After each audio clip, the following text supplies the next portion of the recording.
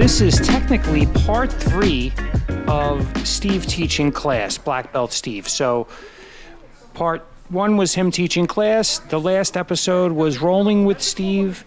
And now I'm rolling with a big purple belt. His name is Mike. He's 200 pounds plus, maybe 230, 240. And there I hit him with the butterfly sweep. It just goes to show leverage, right? I mean, I would never be able to lift that type of weight without using the proper body mechanics. You know, your body's so powerful in some positions and so weak in others. It's crazy.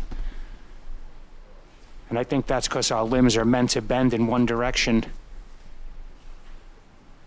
So whenever we go against that direction, we get weaker. So there I'm trying to hold his foot down and pass his guard. I was trying to pin it to his butt. I talked a little bit about that last video.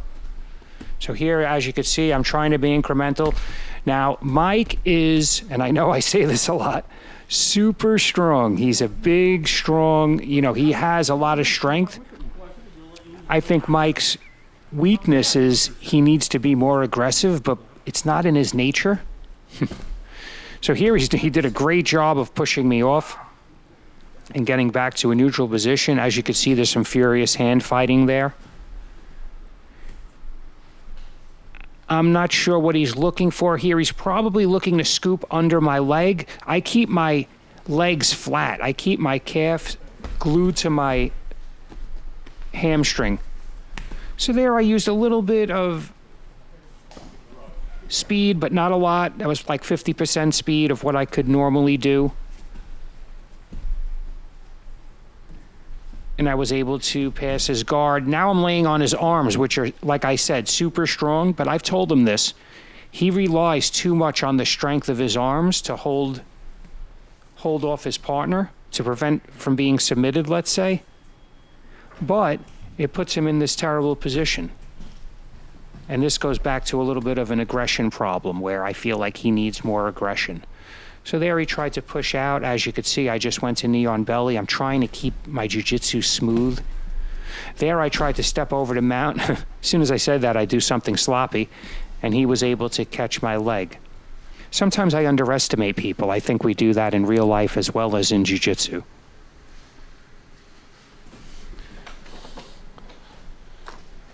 So here I'm just holding him down. I'm in an advantageous pinning position.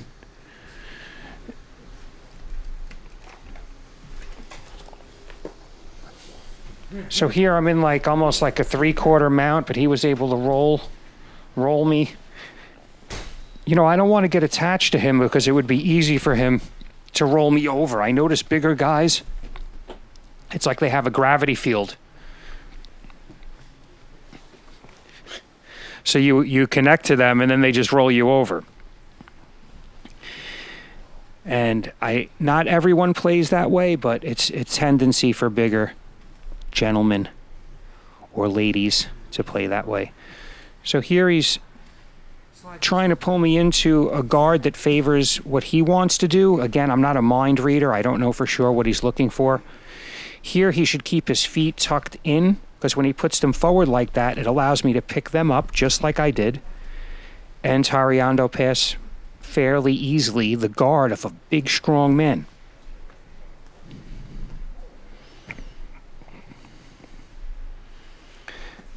So here I have him pinned in side control.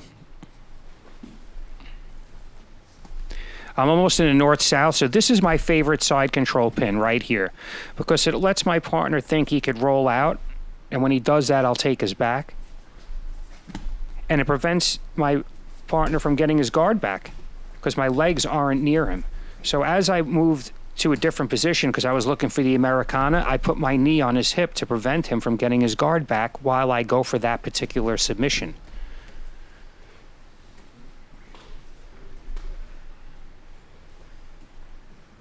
So I've been working out with the weights since February 1st, 4 days a week, sometimes 5.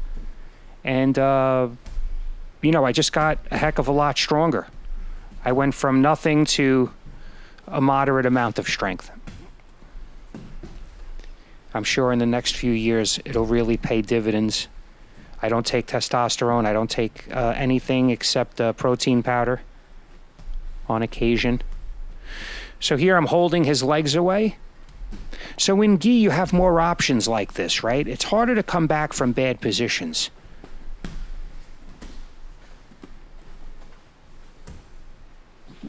See, I'm just resting here. Here you're resting? What movie? I think I've used that before.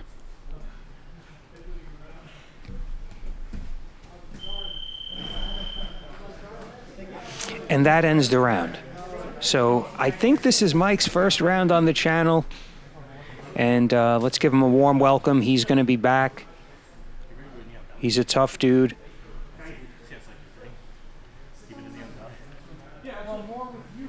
The next round is with Nick. Nick is...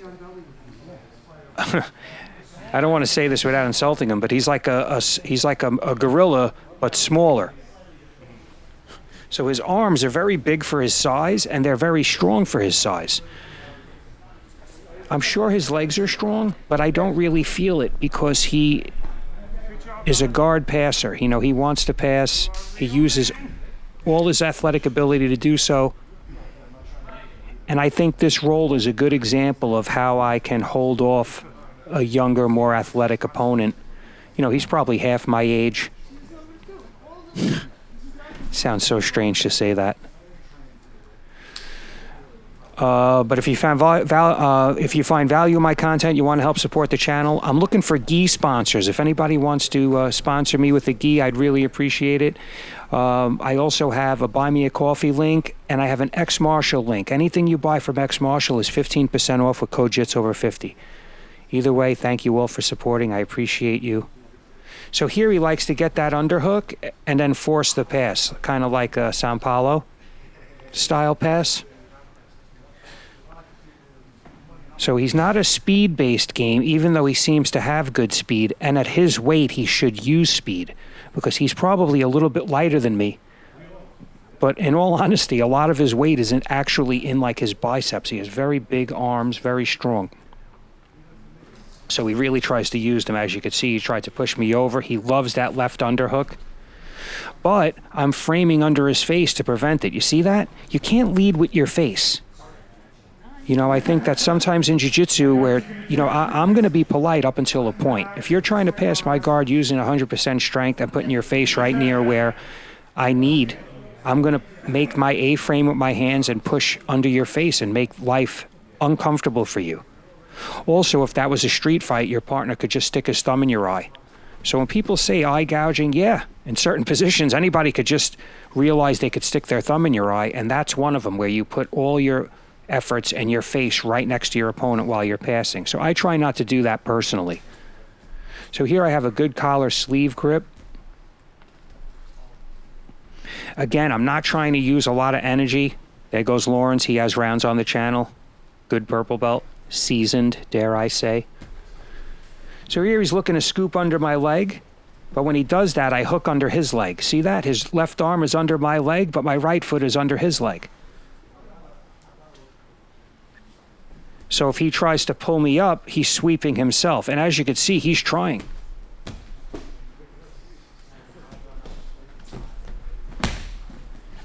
He was able to throw my legs to the side, and I did the armpit escape. So I pushed off his armpit, made space with my hips. I slid my hips away, and I was able to escape. That was a close call there.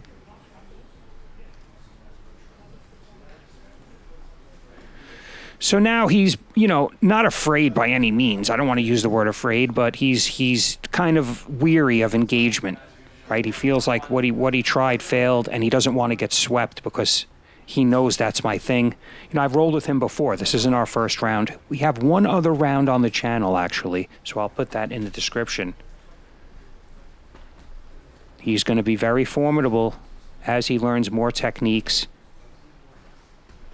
and more variation. So he has one thing he likes to do. As you can see, he keeps going to that, and it keeps ending up where I'm framing on his face.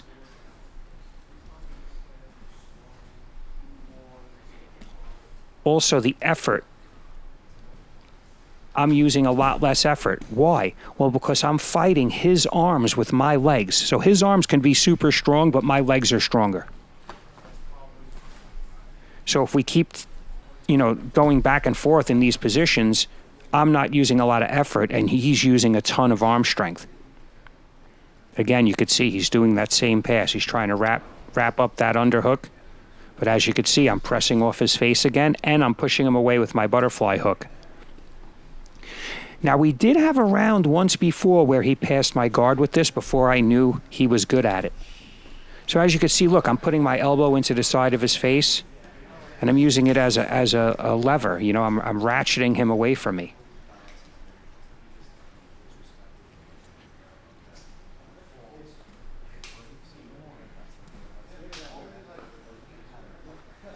So I'm waiting for that arm to come out.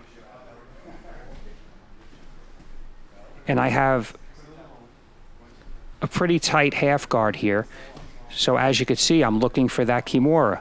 Then he used his head to defend it, and I used my elbow to push his face away.